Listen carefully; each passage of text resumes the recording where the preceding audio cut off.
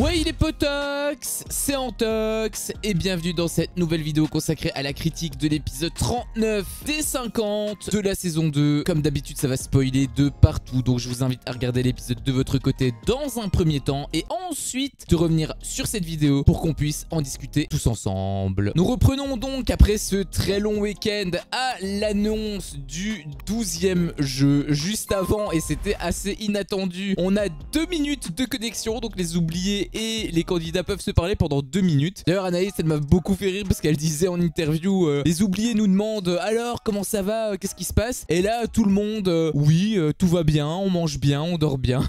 Évidemment que tout le monde s'en foutait, tout le monde voulait savoir par rapport aux stratégies, sauf que je sais pas pourquoi dans cette saison-ci le mot alliance est tabou. Ils ne veulent pas parler de stratégie ouvertement en fait. Ils veulent que tout se fasse en soum soum, un peu comme avec Myriam, j'y reviendrai à la fin de l'épisode. J'ai l'impression qu'ils veulent tout cacher, tout maquiller, et c'est absolument horrible. En fait, c'est exactement ce que je reproche à Jade, mais en fait, j'ai l'impression que c'est ce que tout le monde fait. Aussi, deuxième surprise qu'ils ont eu les oubliés. Top portrait en plein milieu d'une connexion, donc les pauvres, ils sont obligés de mettre leur cadre et de pas bouger alors qu'ils voient leur pote en train de leur parler. Et eux, bien évidemment, ils peuvent pas parler parce que sinon, ils gagnent pas 250 €. D'ailleurs, Anaïs, elle a fait quelque chose. Il y a plein d'alliances dans tous les coins qui se font, etc. Et les pauvres, malheureusement, ils sont frustrés parce qu'ils peuvent même pas en parler, en savoir plus ou quoi ou qu'est-ce. Ils ont aucune info. Juste, ils savent qu'il y a des alliances qui se font et ils savent pas pourquoi, ils savent pas comment. Nada. Après, j'ai beaucoup aimé cette réaction-là parce que au moins, elle est honnête, elle dit les choses clairement parce que vraiment, j'ai l'impression que c'est un château d'hypocrite en fait. Vraiment, ça me saoule d'avoir des trucs. Il se passe plein de choses. Heureusement d'ailleurs que les caméramans sont relativement bons parce que même les caméramans eux-mêmes, parfois, j'ai l'impression qu'ils ont du mal à trouver des alliances, des stratégies. Une fois que le jeu a été terminé, ils ont un peu débriefé et tout. Et Jess, elle disait qu'elle doutait un petit peu de ce qui se passait dans la villa parce que personne ne lui avait parlé, personne ne lui avait demandé la moindre chose. Elle pense que justement Steph a retourné un petit peu le cerveau de tout le monde, ce qui n'est pas forcément faux parce qu'il a essayé de le faire. Après, je pense qu'il a essayé, mais tout le monde n'est pas forcément derrière lui parce que je pense simplement qu'il y a certaines personnes qui sont derrière Jessie mais qui n'osent simplement pas ouvrir leur bouche devant Steph, ce qui est encore une fois triste parce que dans un château où tu peux t'exprimer librement, le fait que tu taises, après voilà, ça peut être à double tranchant. Imagine tu ouvres ta bouche face à Steph et tu te fais éliminer, forcément tu vas être un petit peu comme Jessie. D'ailleurs Jessie c'est la seule à avoir répondu parce que tout le monde dit avec Jessie ouais elle triche etc, ce qui est encore une fois faux. De l'anti-jeu et de la tricherie ce n'est pas pareil, mais on reprochait beaucoup de choses à Jess, mais par contre la chose qu'on ne peut pas lui enlever c'est clairement son intégrité parce qu'au moins elle est fidèle à elle-même. Quand elle a quelque chose à dire elle le dit en face, même si bien évidemment elle a fait des petites stratégies derrière le dos, ce qui est encore une fois surprenant de sa part puisque elle n'est pas comme ça habituellement, mais au moins quand elle a quelque chose, quand il se passe quelque chose où elle est pas contente, au moins elle le dit directement. Elle a directement fait face à Steph et à Jade. Elle en a payé les pots cassés malheureusement avec le fait qu'elle retourne dans les oubliettes. Par contre, petite parenthèse, mais pour le coup je pense que c'est pas du tout fini par rapport à Jess. Je pense clairement qu'elle peut non seulement gagner le deuxième jeu, la deuxième nuit de l'arène des oubliés et revenir dans le château à la place de Steph, et là ce sera absolument magnifiquement. En tout cas j'y crois dur comme fer et j'espère même que ça va se passer comme ça. Puis le jeu commence enfin. Tu as donc les candidats qui rentrent dans l'arène et on voit en fait des cercles rouges qui sont disposés tout autour d'une sorte de poutre noire qui apparemment pouvait tourner. Le but est simple, la poutre donc va tourner et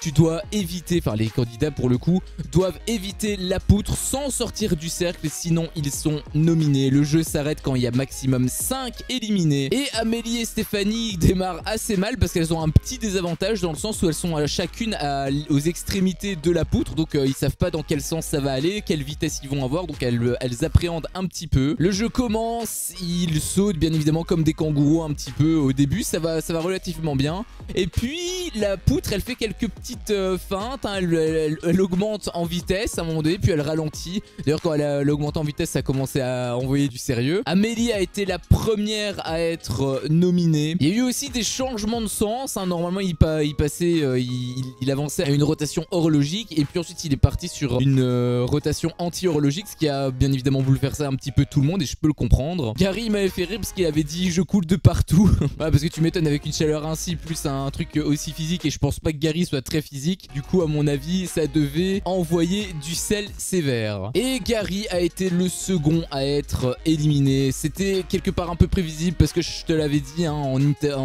au montage comment ça se déroule généralement. En interview juste avant le jeu, il disait que voilà, il était JO dans un camping ou je sais pas quoi, il avait l'habitude. Bref, il se vantait un petit peu d'avoir une petite avance, d'être un petit peu un habitué du jeu et que donc par conséquent, il va pas se faire nominer. Et généralement, quand t'as un truc comme ça en interview, généralement c'est qu'il s'est passé exactement l'inverse dans le jeu. Et donc pour moi, c'était pas vraiment une surprise parce que voilà, les mécanismes de montage, je les connais par cœur. La troisième à être éliminée a été Stéphanie, ce qui était très injuste, j'ai trouvé, parce qu'en fait, la poutre, elle s'est arrêtée pile sur elle, en fait. Elle était obligée de mettre ses deux jambes, la poutre, elle était entre ses deux jambes, en fait, littéralement. Je sais pas si le truc était random ou si ça avait été préprogrammé. Si ça a été préprogrammé, bah, ça veut dire que c'est scripté, donc quelque part, c'est honteux, mais je sais pas, je peux pas savoir, mais en tout cas, peu importe qui était dans la situation de Stéphanie, il aurait été d'office éliminé, d'office nominé, parce que bah là, elle a juste pas eu de chance, en fait. La quatrième à être éliminée, c'était mon bébé d'amour Maïsan. J'étais dégoûté. En plus, c'est uniquement de sa faute parce qu'elle avait pas été focus. Elle avait dit d'ailleurs quand elle a été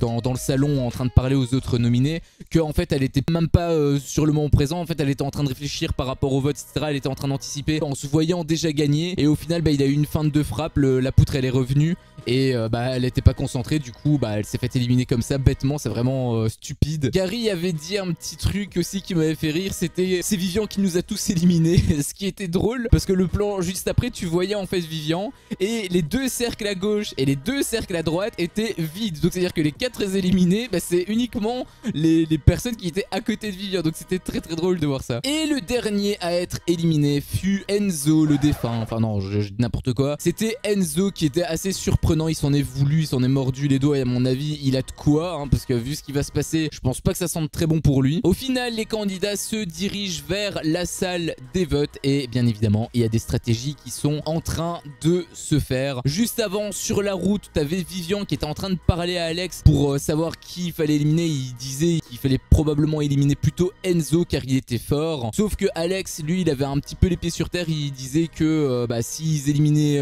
Enzo, déjà ça déforçait quelque part un petit peu leur alliance et ça renforçait un petit peu plus l'alliance de Simon puisque bien évidemment Enzo était contre Simon. Heureusement que Alex réfléchit avec son cerveau et pas avec ses muscles parce que sinon il se serait passé des choses assez graves je pense. Parce que Vivian et Enzo étaient censés être en alliance hein, je le rappelle. Au final le lion révèle qu'il y a 3 sauvés sur 5 donc 2 éliminés. Là on commence à se rapprocher dans les 50%. Là il commence à avoir réellement de l'impact. C'est juste dommage qu'il y a de l'impact uniquement quand il y a les oubliettes V2 parce que forcément le fait qu'il y ait les oubliettes V2 ça fausse totalement le jeu donc c'est dommage qu'il y ait autant d'impact à ce stade de l'aventure. Et c'est là où ça devient intéressant puisqu'il y a Myriam qui a parlé, qui a fait une petite stratégie un petit peu. En gros son idée c'était de mettre Gary, de conserver Gary pour d'une part avoir les faveurs de Simon et donc pour elle mieux lui mettre à l'envers parce que son objectif c'est d'éliminer Simon. Je le rappelle que c'est lui qui a éliminé son mec Thomas. Pour mettre Gary, elle ne met pas Enzo alors qu'elle avait parlé avec son clan pour éliminer Simon lui-même. Donc elle a un petit peu fait à l'envers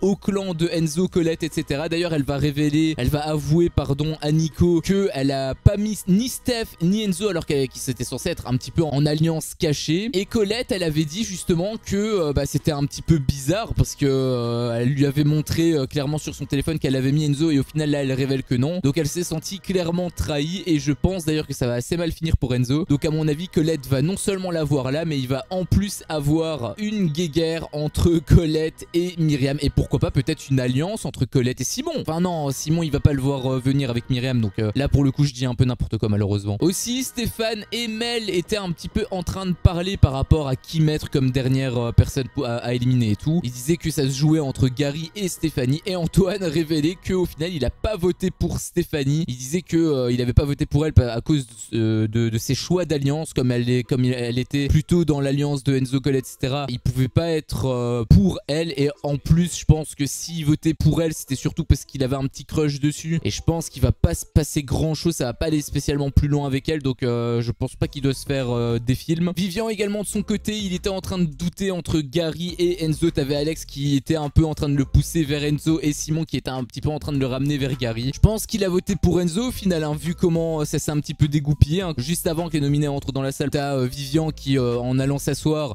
il était un petit peu en train de piquer Simon et tout donc je pense qu'il a voté pour Enzo. Donc les nominés entrent enfin dans la salle et les votes vont pouvoir enfin commencer. Juste avant, je donne un petit peu mon ressenti, ce que j'aimerais qui ressorte ou quoi au caisse, même si de toute façon, il y a la moitié des réponses qui sont là. Ma première à être sauvée, celle que je veux en tout cas qu'elle soit sauvée, c'était Mai-san. Elle, forcément, c'est mon bébé d'amour, donc elle, je veux que ce soit la première à être sauvée. J'aimerais bien aussi que Amélie soit sauvée parce que vu ce qu'elle avait fait avec Jess, enfin pour Jess, etc., j'avoue que je la porte plutôt dans mon cœur. Hein. Autant la saison dernière, je m'en foutais un petit peu d'elle, autant elle remonte énormément dans mon estime cette saison-ci et j'avoue que je l'aime beaucoup. Et le troisième, bah, pour ma part, je sais pas trop. Je dirais Gary pour le choix du cœur parce que j'aime énormément Gary, etc. Mais c'est vrai que quand il repense un petit peu, ça fait 8 fois qu'il est nominé, etc. Donc peut-être que Stéphanie mériterait un petit peu plus. En tout cas, Stéphanie, Enzo est censé être quelqu'un de fort, mais il s'est aussi fait éliminer quelques fois. Après, il s'est pas fait éliminer souvent, mais Stéphanie non plus, elle s'est pas fait éliminer souvent. Après, moi, j'ai un petit penchant pour Stéphanie parce que j'avoue que je la préfère un peu plus que Enzo. Je parle humainement. En tout cas, encore une fois, de ce que je vois à l'écran. Et d'ailleurs, petite parenthèse, mais Stéphane, il disait que il était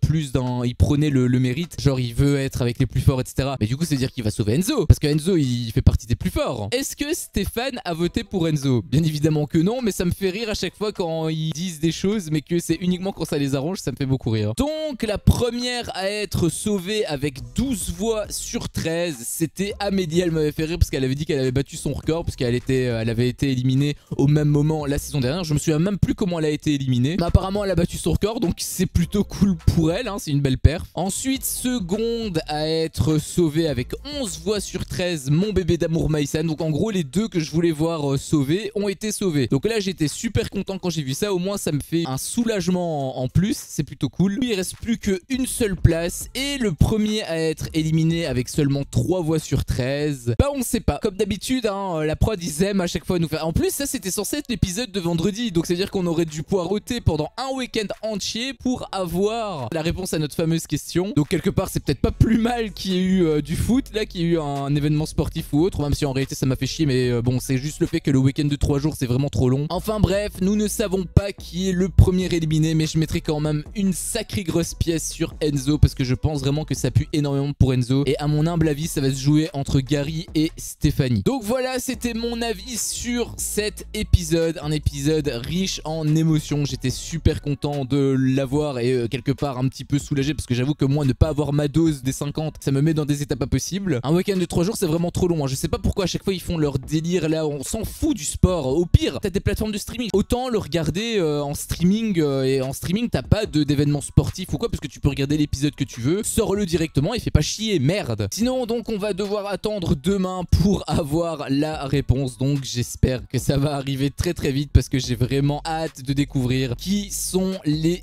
éliminés et qui est forcément le sauvé à ce 12e jeu. Sur ce, cet épisode s'achève ici. Si mon contenu te plaît, fais-le moi savoir en me laissant un énorme pouce bleu. À chaque fois que je vois ça, je vois que mon contenu plaît et donc moi, ça me motive à continuer. Si t'es pas encore un peu tox, qu'est-ce que tu attends pour me défoncer ce gros bouton rouge? N'hésite pas à activer la cloche pour ne rien louper et je te dis à la prochaine pour une prochaine vidéo. Ciao.